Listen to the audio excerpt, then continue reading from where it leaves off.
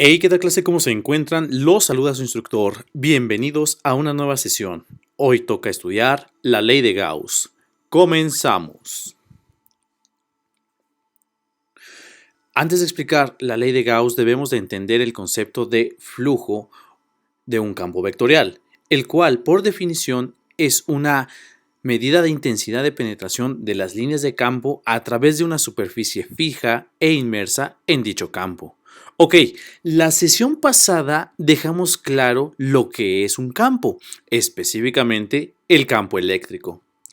Para entender esto, asumamos que tenemos una lámina inmersa en un fluido. Sabemos que las flechas representan las líneas de acción de un campo, para el caso particular, el campo eléctrico. El concepto de campo nos proporciona la abstracción que necesitaremos para la ley de Gauss. Entonces, tenemos una lámina que es atravesada por las líneas de cualesquiera un campo vectorial. El flujo corresponde a la velocidad en que las líneas de acción atraviesan el área de dicha superficie. La lámina se encuentra de modo perpendicular al flujo. Entonces, la magnitud del flujo es máxima a través de la lámina en esta posición. Entonces, la magnitud del flujo del campo vectorial se define como la velocidad de las líneas de acción por el área a través de la lámina en una sección transversal, ya sea de un cable o cualquier material en cuestión. El flujo de un campo vectorial tiene como unidades el metro cúbico sobre segundo. Ahora, imaginemos que esta lámina empieza a rotar en sentido horario, donde las líneas de acción del campo vectorial forman un ángulo de incidencia θ respecto a la posición original. Dicha posición en que se encuentra la lámina es tal que su cara ya no es perpendicular a la dirección de las líneas de acción del campo en cuestión. Notemos que el número de líneas de acción que atraviesa la lámina es mucho menor que en la primera parte. Aquí es donde podemos apreciar la definición matemática del flujo como tal, ya que cuando tenemos algún elemento inmerso en un campo vectorial con cierto ángulo de incidencia, nos apoyamos de un vector auxiliar, el cual conoceremos como vector normal de la superficie de análisis. El vector es un vector perpendicular a dicha superficie. Sabemos que esta proyección geométrica es asociada al coseno del ángulo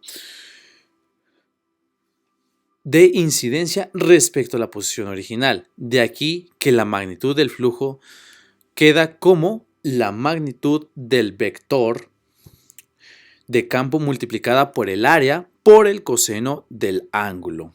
Esto en el sentido vectorial corresponde al producto punto o producto escalar del vector de campo por el vector normal a la superficie de análisis. Ahora, si esta lámina gira de modo que las líneas de acción del campo vectorial sean paralelas a la superficie, podemos notar que el flujo será cero, es decir, no habrá líneas de acción que penetren la lámina. Geométrica y matemáticamente hablando, corresponde a tener dicha lámina rotada 90 grados respecto a su posición original. Así pues, el coseno de 90 grados es cero. Por lo tanto, la magnitud del flujo que produce el campo vectorial a través de la lámina será nulo, es decir, será cero. Para entender esto, que será la esencia geométrica de la ley de Gauss, veamos un ejemplito. El problema nos dicta lo siguiente, que consideremos una superficie la cual muestra un volumen encerrado por 5 superficies. Si el campo vectorial es uniforme, debemos de calcular el flujo total a través de la superficie cerrada. Muy bien. Comencemos definiendo los vectores normales a cada una de las caras de la figura. El vector normal A1 para la cara perpendicular al campo vectorial, A2 para la cara superior, A3 como la cara diagonal al campo, A4 como la cara frontal y A5 como la cara trasera. Aquí es importante que para dibujar los vectores normales de cada una de las caras de la superficie se haga hacia afuera y de forma perpendicular a dichas caras. Para obtener el flujo total debemos determinar el flujo a través de cada una de las caras. Entonces podemos escribir el flujo como la suma del producto punto del campo vectorial por el vector normal correspondiente a cada una de dichas caras. En este tipo de problemas observamos primeramente qué caras se encuentran paralelas en dirección a las líneas de acción del campo vectorial. Esto para simplificarnos el trabajo. ¿Por qué? Recordemos que las caras paralelas a la dirección de un campo vectorial se asocia un flujo nulo, como lo acabamos de ver. Por lo tanto, las caras A2, A4 y A5 les corresponde un flujo de 0. Por otra parte, observamos el vector normal A1 que corresponde a la cara perpendicular al campo. Sin embargo, este vector va en sentido opuesto a las líneas de campo. Geométricamente hablando, este vector forma un ángulo de 180 grados respecto a la dirección de las líneas de campo, por lo que podemos escribir que la magnitud del flujo queda como la magnitud del campo V por la magnitud del vector normal de la cara A1 por el coseno de 180 grados más, obviamente, el producto punto del campo vectorial por el vector normal de la cara A3. Ahora, este producto punto del campo respecto al vector normal de la cara A3 podemos verlo como una proyección de una cara imaginaria perpendicular a las líneas de acción con un ángulo θ. ¿Okay? Dicha proyección tiene una magnitud A3 coseno de θ.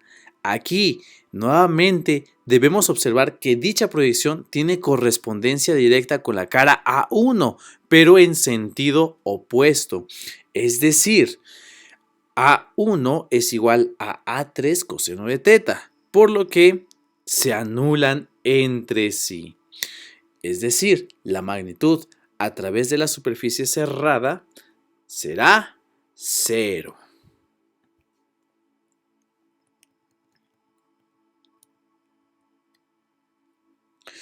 El resultado de este problema no nos debe de sorprender si recordamos que un campo vectorial es una manera equivalente de representar el flujo real de las partículas materiales de la corriente de cualquier entidad física de este tipo.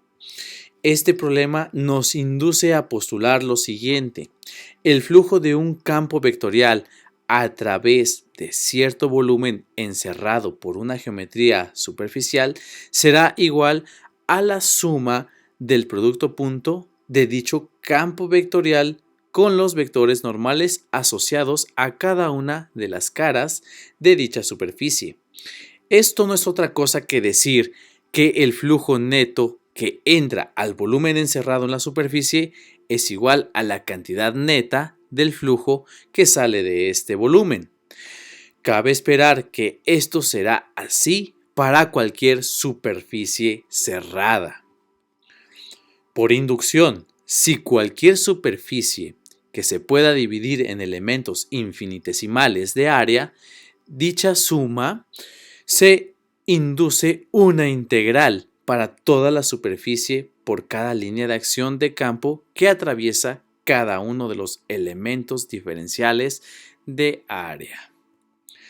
Ahora, algo importante aquí: las conclusiones a las que hemos llegado anteriormente son válidas para el caso general si se trata de superficies cerradas. Bajo este criterio, el flujo a través de una superficie cerrada será cero, asumiendo que no existen elementos en su interior que puedan alterar dicho flujo, ya sean fuentes o sumideros. Recordemos que las fuentes son aquellos elementos que manifiestan emisión de un campo y cuyas líneas de acción actúan radialmente hacia afuera. Por el contrario, los sumideros son aquellos elementos cuyas líneas de acción actúan radialmente hacia adentro de sí. En el caso de que exista algún elemento de estos en el interior de la superficie cerrada en cuestión que estemos analizando, el flujo será positivo si en el interior de dicha superficie se encuentran alojados elementos fuentes de campo. Luego, el flujo a través de dicha superficie será negativo si en su interior se encuentran alojados sumideros de campo en su interior.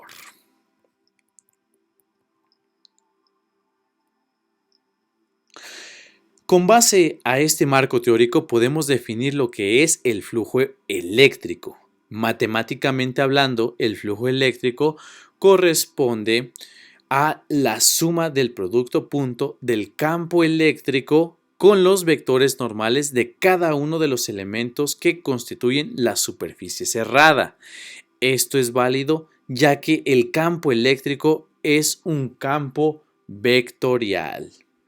Las unidades de medida del flujo eléctrico son el newton metro cuadrado sobre coulomb. Nuevamente, por inducción, si una superficie cerrada se divide en elementos infinitesimales de área, como lo vemos en la figura, el flujo eléctrico estará definido al sumar el producto punto de los vectores de las líneas de campo por los de los vectores normales asociados a cada uno de los elementos diferenciales de área de la superficie en cuestión. Análogamente, esto corresponde a integrar el producto punto del campo eléctrico con los elementos diferenciales de área de la superficie de análisis. El círculo en el símbolo de la integral indica que la superficie de integración es una superficie cerrada.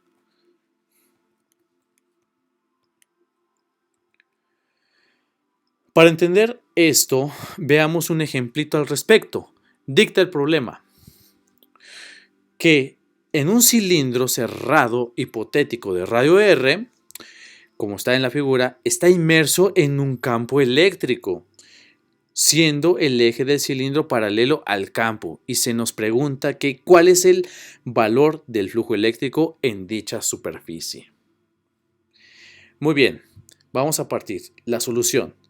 Partiendo de la definición de la integral del flujo eléctrico, esta se puede escribir como la suma de tres términos. Una integral para la tapa circular del lado izquierdo del cilindro. Dicha cara le asignamos la letra A, más otra integral para la superficie del cuerpo del cilindro. Le asignamos la letra B y ahora la integral para la tapa circular del lado derecho. Le asignamos la letra C. Para la cara A, que corresponde a la tapa circular del lado izquierdo, recordemos que el producto punto del argumento de la integral y el diferencial de superficie está asociado como la magnitud del campo eléctrico y el diferencial de la magnitud del vector normal por el coseno del ángulo que forman entre sí. Para este caso, el vector normal forma un ángulo de 180 grados. ¿Sí? Si fijamos nuestra mirada en la tapa circular del lado izquierdo, vemos un ángulo teta de 180 grados respecto a la línea de campo eléctrico y la línea de el vector normal del diferencial de esa tapa circular. ¿Ok? Por lo que queda esta operación como menos el campo eléctrico por la integral diferencial de superficie. Esta integral es una integral muy sencilla. La integral elimina diferencial, por lo que el flujo en esta cara nos queda como menos la magnitud del campo eléctrico por la superficie de dicha cara circular. Para la cara B, que corresponde al cuerpo del cilindro, nuevamente escribimos la integral del campo eléctrico por la diferencial de superficie como la integral de la magnitud del campo eléctrico diferencial de superficie por el coseno del ángulo que forman sus vectores. Para este caso, el ángulo que forman las líneas de acción del campo eléctrico con el vector normal de la superficie es de 90 grados. Observemos en la cara del cuerpo del cilindro que el campo eléctrico forma un ángulo de 90 grados respecto con el vector normal de esa cara. ¿Ok? Entonces, el coseno de 90 grados es 0. Por lo tanto, esta contribución del flujo eléctrico también será 0.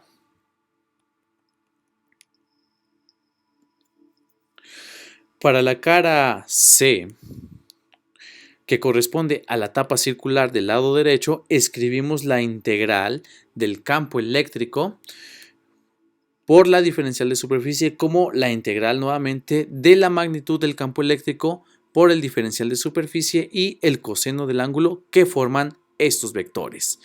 Para este caso, el vector normal forma un ángulo de 0 grados respecto a la dirección de las líneas de campo eléctrico. ¿Por qué? Porque las líneas de campo eléctrico van en la misma dirección que la línea del vector normal del diferencial de superficie.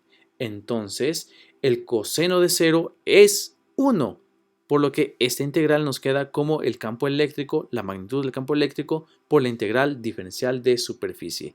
Nuevamente, integral elimina diferencial y nos queda como la sección positiva del campo eléctrico por la superficie. Finalmente, el flujo total a través del cilindro resulta como la suma de las contribuciones de flujo en cada una de las caras y vemos que dichas contribuciones se anulan entre sí. Por lo tanto, el flujo neto o el flujo resultante será 0 en una superficie cerrada. ¿Ok? Bien, ahora sí estamos listos para comprender lo que es la ley de Gauss, pero antes conozcamos quién fue este señor. Johann Carl Friedrich Gauss fue un matemático, físico y astrónomo alemán, nacido en Braunschweig, en el cobijo de una familia de humildes campesinos. Gauss, aún en vida, se le conocería como el príncipe de las matemáticas. Probó rigurosamente el teorema fundamental del álgebra, el cual establece que todo polinomio de grado mayor que 0 posee raíces, ya sean reales o imaginarias. Contribuyó ampliamente en la teoría de probabilidades y una de sus obras que lo consolidarían como un gran matemático de todos los tiempos está redactada en su obra doctoral llamada Discusiones aritméticas. Una leyenda cuenta que Gauss fue un genio matemático desde muy joven. Cuenta el relato que Gauss, teniendo 9 años, el profesor de su escuela les puso a sumar los números del 1 al 100 solo para pasar el rato y pues que no lo molestaran. El joven Gauss se dio cuenta que si sumaba los extremos 1 más 100, le daba 101. Luego, 2 más 99 le daba 101. 3 más 98 le daba 101. Siempre le daba 101. Y esto lo podría repetir 50 veces, por lo que el resultado de esta suma sería lo mismo que multiplicar 101 por 50, obteniendo el resultado de 5050. Una forma rápida de calcular una serie de números. A la edad de 9 años, esto lo hizo este señorón. Obviamente, este señorón es el autor de la ley que lleva su nombre en el estudio del campo eléctrico y el flujo a través de geometrías cerradas. Esto es conocido como la ley de Gauss.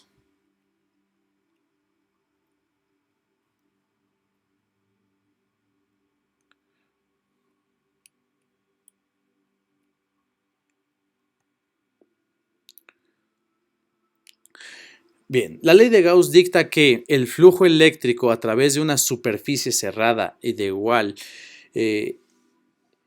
a la carga es igual a la carga eléctrica total dentro de la superficie entre la constante de permitividad del medio que lo contenga. Con anterioridad hemos hablado y definido el flujo eléctrico como lo que es la integral de las líneas de campo eléctrico que atraviesan cada uno de los elementos diferenciales de área en la que se divida dicha superficie. ¿Okay?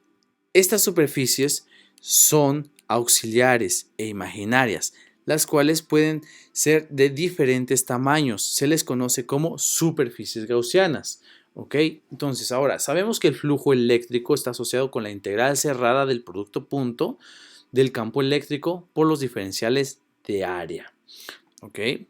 Entonces, vamos a tener esto que va a ser igual a la carga. ¿Sale? Y como nos dicta el enunciado, dice que el flujo eléctrico a través de una superficie cerrada va a ser igual a la carga que contenga esa superficie, ¿sí?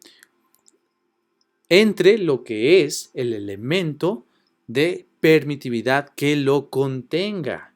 ¿Okay? Estas superficies, ya sea S1, ya sean S2, S3, se les conoce como superficies gaussianas. No importa el tamaño. Estas superficies son elementos auxiliares imaginarios para poder aplicar la ley de Gauss. Dependiendo del problema, se pueden proponer las superficies de tal forma y tamaño que mejor convengan para el análisis. Bien, entonces dicho esto, vamos a considerar estas superficies llamadas como superficies gaussianas una vez más. Entonces, para el caso de lo que hemos estado trabajando, epsilon 0 va a ser la permitividad del vacío. ¿Ok? Casi siempre estaremos trabajando con la permitividad del vacío como lo hemos visto en las sesiones anteriores. Bien, la ley de Coulomb es un caso particular de la ley de Gauss y puede deducirse bajo ciertas condiciones de simetría, como a continuación veremos en este ejemplito. Asumamos que tenemos una partícula de carga puntual, ¿sí?, positiva, aislada dentro de una superficie gaussiana de forma esférica. La proponemos de forma esférica. Se escoge de este tipo ya que debido a la naturaleza de la carga puntual positiva, cuyas líneas de acción, ¿sí?, o de campo eléctrico, genera esta partícula, las genera a todas direcciones, ¿sí?, de forma radialmente hacia afuera de esta partícula. Por lo tanto, la superficie gaussiana de forma esférica pues va a tener cada uno de esos elementos que pueda emanar esta partícula. Para tal efecto de análisis escogemos entonces una superficie gaussiana, en este caso una esfera de radio R. Recordemos que no importa el tamaño de la superficie gaussiana, entonces la ecuación integral de la ley de Gauss la escribimos como la hemos estado desarrollando a lo largo de esta sesión, donde el producto punto, ¿sí?, de los vectores de campo por los diferenciales de área va a ser igual a la magnitud del campo eléctrico por la diferencial del área por el coseno del ángulo que forman entre sí. Y como nos dice la ecuación de la ley de Gauss, esto debe de ser igual a la carga que encierra dicha superficie.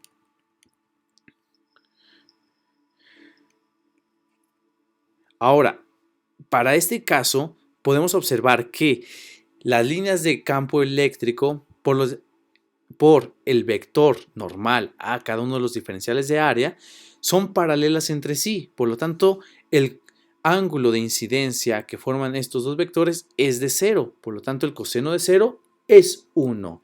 Y esta integral la podemos reescribir como la integral o el epsilon 0 de la integral cerrada de la magnitud del campo eléctrico por el diferencial del área. Y sabemos que este diferencial de área pues nos va a dar el área total que estamos analizando, como lo vimos en el ejemplito número 2. Ahora entonces, epsilon 0 por el campo eléctrico por el área va a ser igual a la carga que encierra dicha superficie.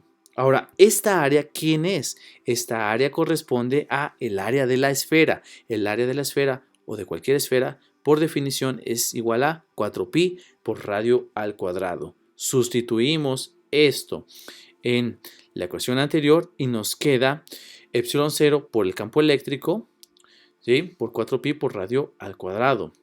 Si nosotros despejamos el campo eléctrico, la magnitud del campo eléctrico, encontramos que esta ecuación es la ecuación de la ley de Coulomb.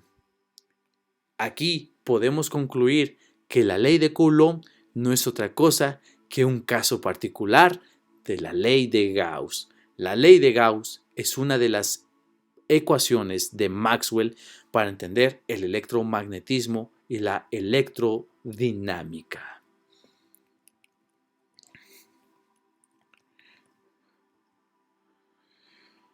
Por ahora, hasta aquí la sesión de hoy.